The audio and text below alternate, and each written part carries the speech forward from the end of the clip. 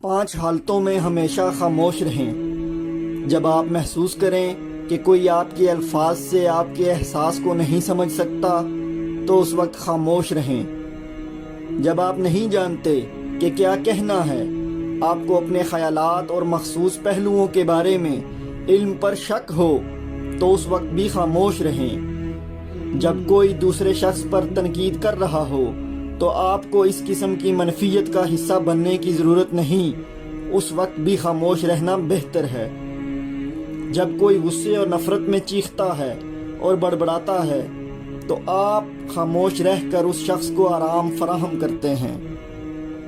کبھی بھی کسی کے سامنے اپنی وضاحت مت کریں، کیونکہ جو شخص آپ کو پسند کرتا ہے اس کو وضاحت کی ضرورت نہیں، اور جو شخص آپ کو ناپسند کرتا ہے وہ اس وضاحت پر یقین نہیں کرے گا۔ ایک آزاد سوچ رکھنے والا بنیں اور جو کچھ آپ سنتے ہیں اسے سچ کے طور پر قبول نہ کریں۔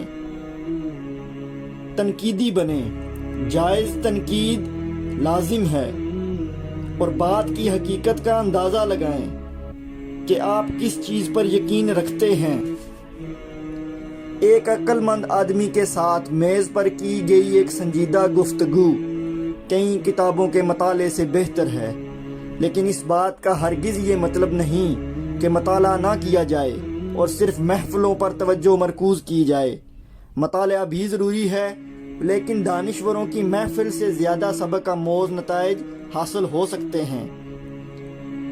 بہت شاندار حقیقت ہے کہ جتنا آپ جانتے ہیں اتنا ہی آپ جانتے ہیں کہ کتنا آپ نہیں جانتے۔